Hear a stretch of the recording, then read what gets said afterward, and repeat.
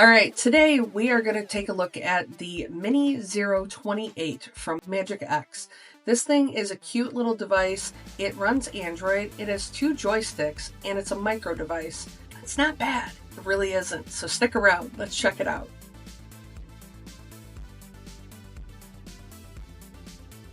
I already actually unboxed this. We're not going to do a first impressions. We are just going to do a review. You get some screen protector wipes, you get a screen protector, and you get some screws. Okay. I'm not sure why. And then there's a charging cord. Oh, we get a lanyard. It's actually a braided lanyard. That's kind of cool. That's pretty nice. And then your typical USB-A to USB-C cord. No brick.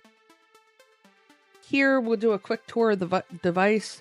So there are 2 joysticks down at the bottom. They're almost flush with the screen. Now they're not sliders, they're actually joysticks. They also have L3 and R3, so that's pretty cool.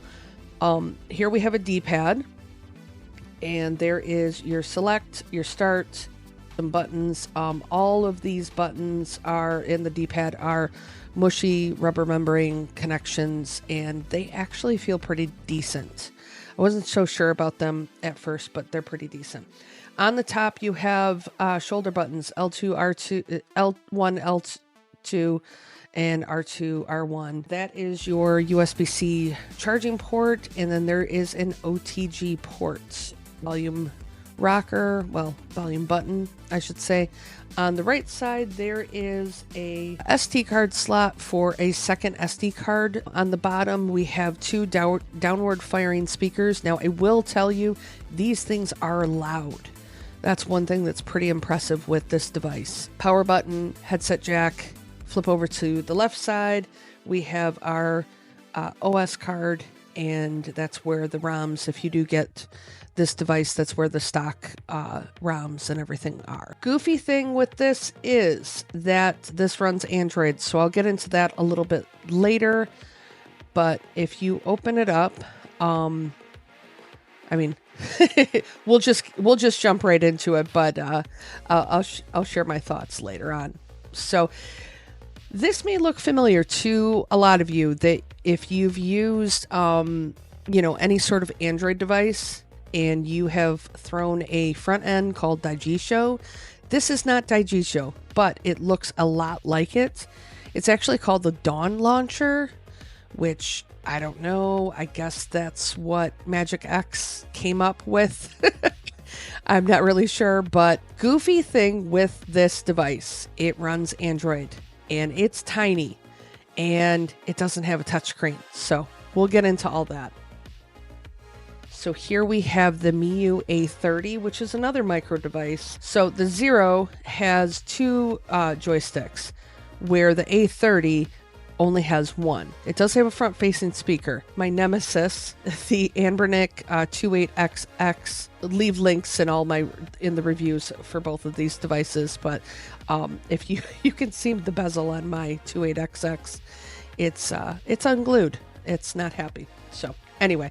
But the D-pad on the Zero looks a little bit bigger than what is on the 28XX. So you can see that that's at about 29 millimeters for the D-pad. That's 27.5, 30 and a half millimeters for the D-pad on the A30.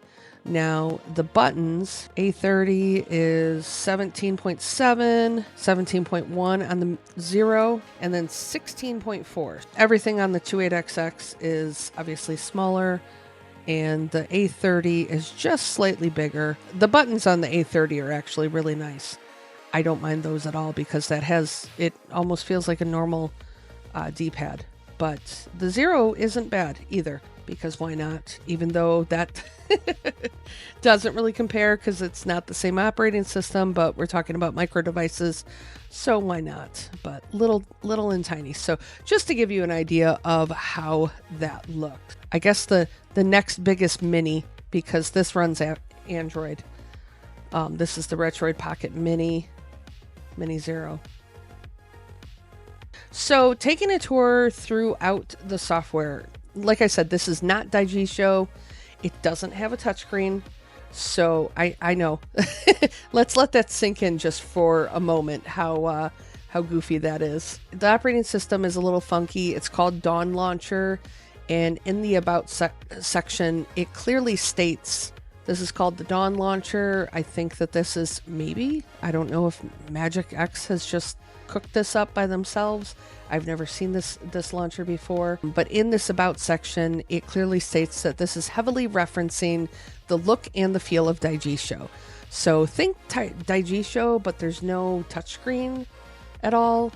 So I'm guessing they're using their own version of a Daijisho fork. Say that 5 times fast. Since this doesn't have a touchscreen, you do have to use some workarounds.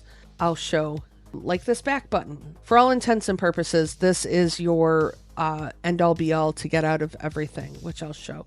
But to navigate through the top portion up here, that says platforms, apps, settings, you want to use L2 and R2. And you can see that goes from your systems to applications, and it's just showing a few of the emulators. Notice something missing. You see something missing? That's right. It's the Google Play Store. It doesn't come preloaded with the Google Play Store. It's a little strange. You navigate over and you can go into settings. Now this is the settings of the actual front end of Dawn Launcher. To get to the settings of the Android settings, you want to go to System Settings and you hit A, and then that looks a little bit familiar. It's running Android 10, so it does look a little bit older. The weird thing is, if you do have to do any sort of navigation, input typing because you don't have any sort of screen, you can hold on to R3, and there you go. There is a mouse cursor. Basically, you have to use the left joystick to navigate around. This is not easy, but it does work. And then to get out of here, you have to hit the back button. And once you're in this menu, then we can navigate over. You can see arcade and Atari 7800 links. You got all your Capcom systems, Dreamcast, which is funny, but it works on here. And television, which I couldn't really get working. I was kind of interested that Intellivision was on here because I don't typically use Intellivision because it's a little bit harder because it's got the pad on there. Definitely DS is weird. We have DS on here. You can use the joystick, so I'll definitely test that.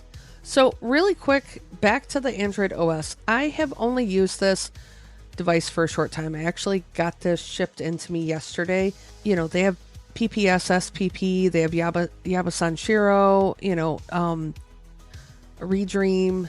There's a few apps on here, but we can't play the Google. We don't have the Google Play Store. I don't want to sideload the Google Play Store. That is a whole annoyance that really just makes me want to bang my head against my desk. It can be done. It's a pain. So I don't recommend it. I will definitely I'll try to sideload some APKs and see how they work.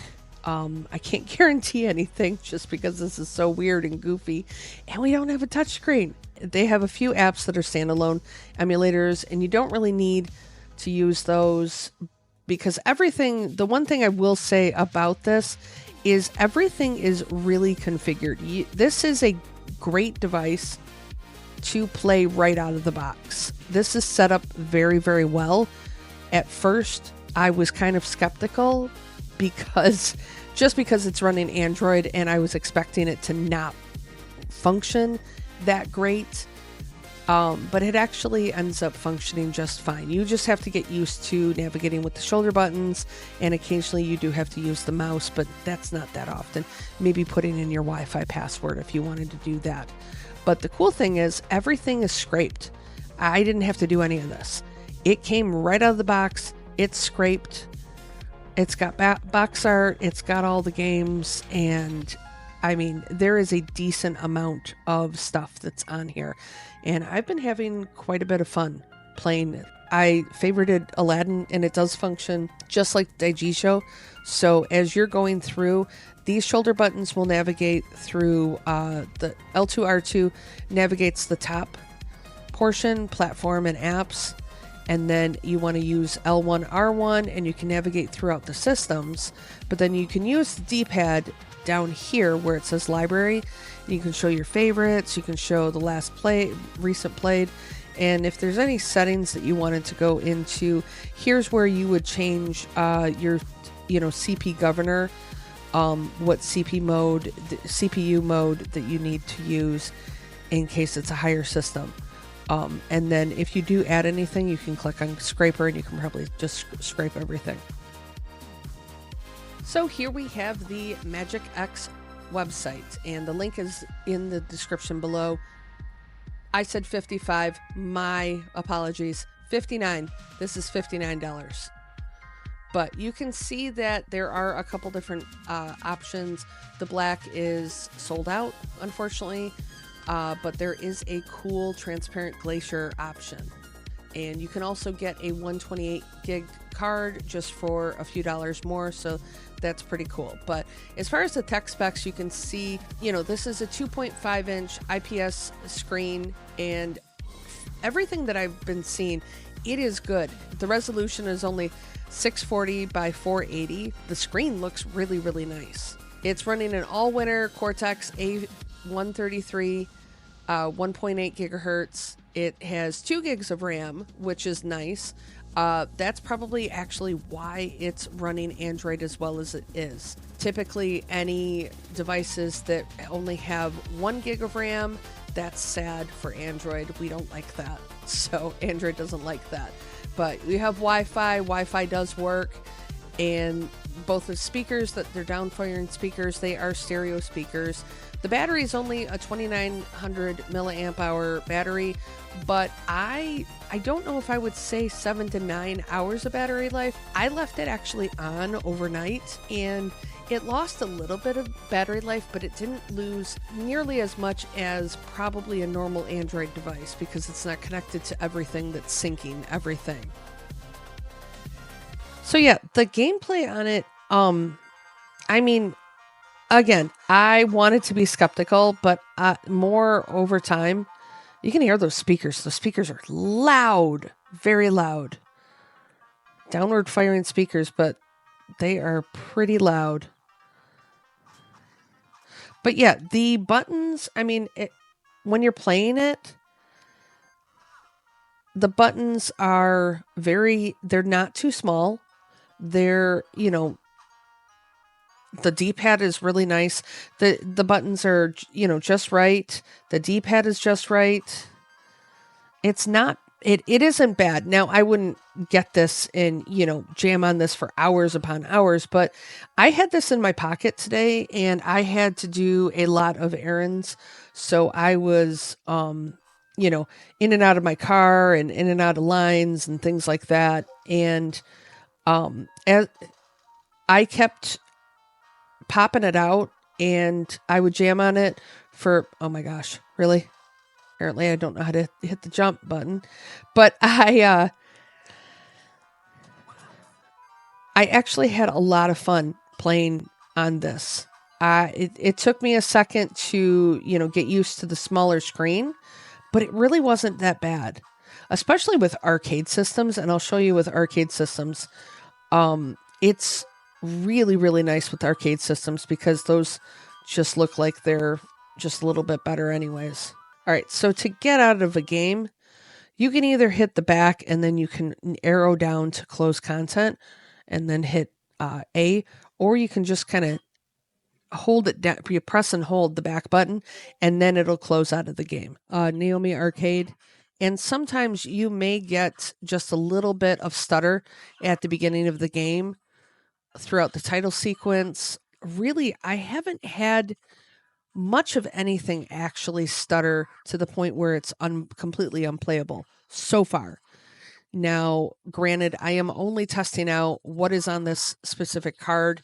I didn't load anything. I will show you later on in this video when I load some APKs, but I'm not adding any extra ROMs on here, any extra games. So you can hear the music stutter just a tiny bit. I've actually gotten that on practically every system, every handheld that I can remember, unless it's a super higher end one. But the gameplay itself, it doesn't seem like it's stuttering at all.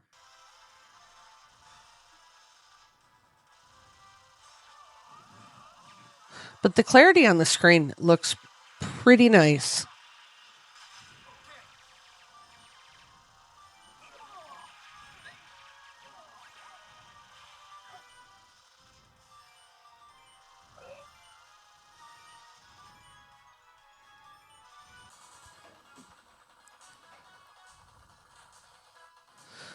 All right, so here is Contra 4 on the DS, and you can see I'm hitting L2, and it will flip the screens from, oh, that is a fast forward. So if the main screen is on the top, you can actually hit L3, and that'll actually go into the main screen. So that's pretty cool. This was the first time that I was actually playing DS.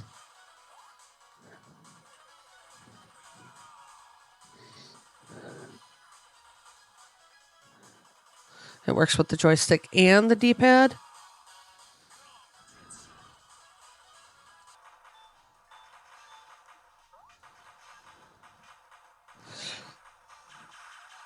Yeah, I was a little skeptical of this, but the more that I play it, it just, I don't know. I kind of like it in some sort of weird way. I know the screen is very tiny. I'm typically not a huge fan of mini devices, but I feel like, there's a place for them. Maybe you keep this, with you. Maybe this is your go-to, that if you're going to be running errands, or, you're going to be at your kid's soccer game or things like that, that I definitely wouldn't take this as my sole device to be on a trip, but keep this in your pocket, purse, backpack, that sort of thing, and you can jam on it anytime that you have a spare moment while you're waiting in line. Maybe this is great for platformers. This is, great for platformers. I would assume, great for like Pokemon games, and just getting in, maybe want to play some extra games. So it's wearing on me. It's winning me over just a little bit. So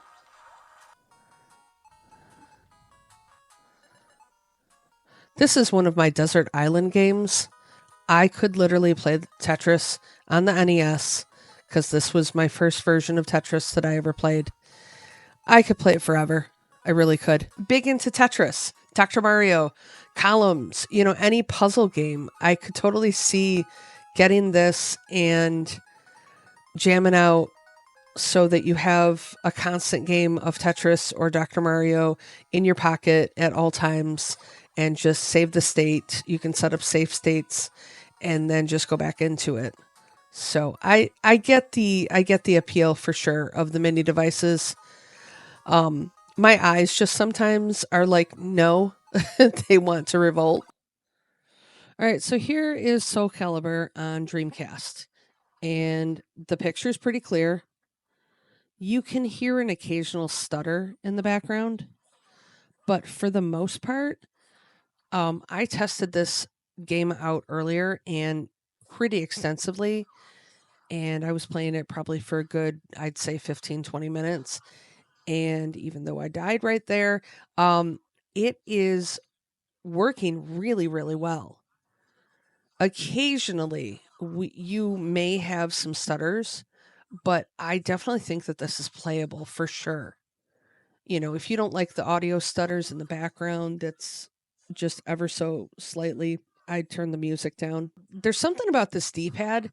It's mushy enough that, like, I can do some rolling moves and some things that usually on stiffer D-pads, or maybe D-pads that are um, more of like a micro click. Um, yeah, I like this D-pad, even though it's a little bit tinier, but it works.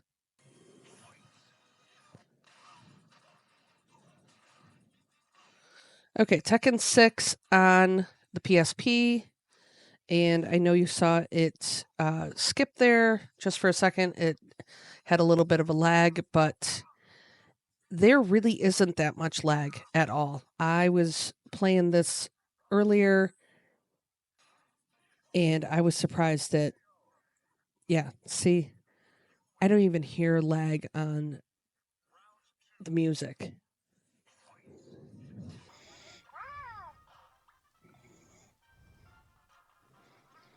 Okay, I'm actually impressed with the Super Smash on N64 performance. Usually, if this game lags, that means that N64 might not be working so great. And there's only just a couple stutters here and there. Super nerd time. Now, you can do this too. We're going to walk through this. Here I have just a regular USB mouse.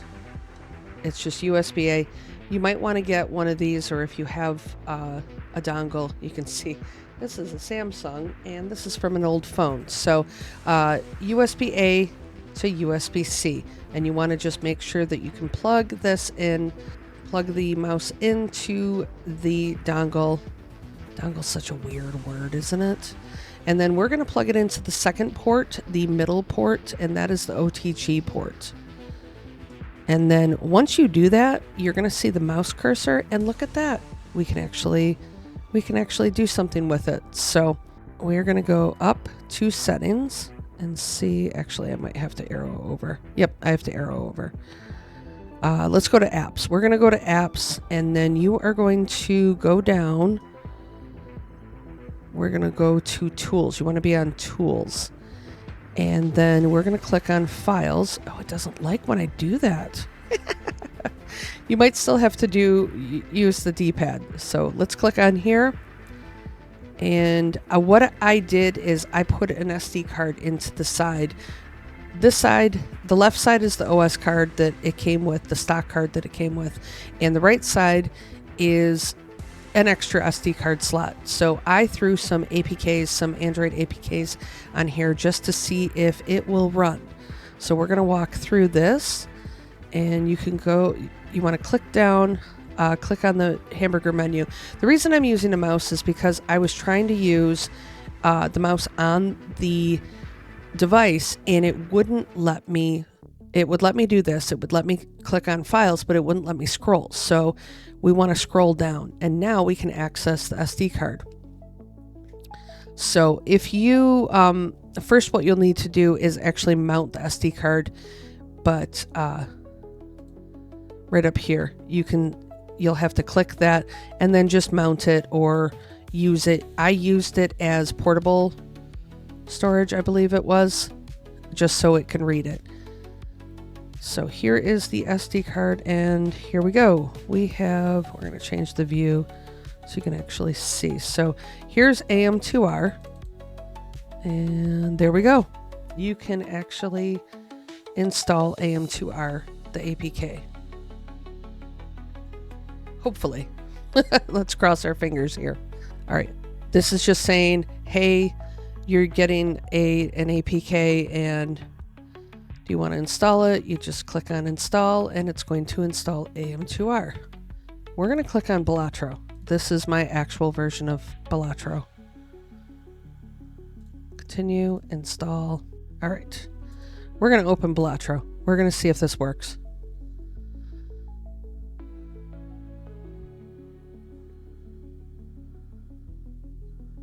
Oh my goodness.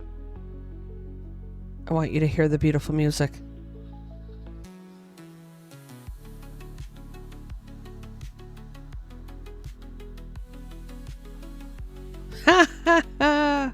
Look at that.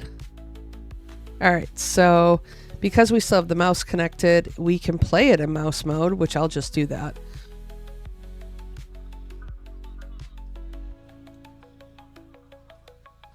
We're going to skip all that.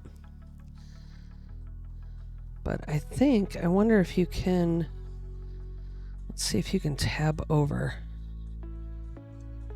Okay, I disconnected the mouse, And I don't know if you can see this, but on, because it's so tiny, but on the, what I've selected, the run info right over here, there's a little tiny cursor that says, and I want to say that says RB.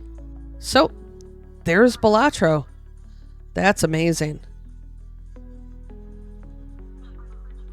You got the guy talking to you, and I just haven't gone into settings and skipped all this.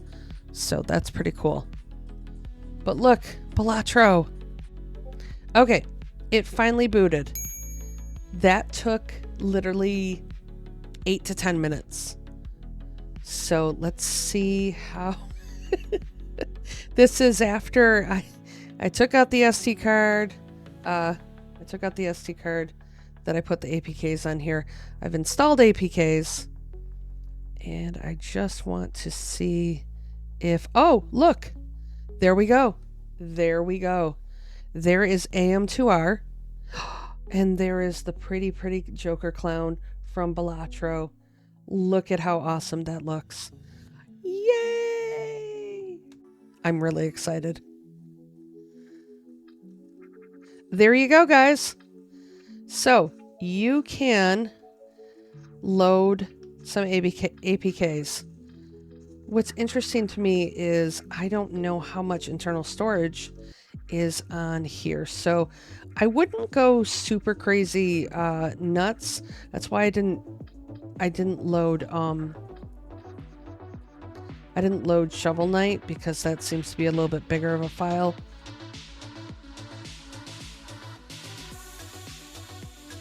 Okay, I changed my mind. Now that it runs APKs, this definitely goes, that kicks it up a little bit more.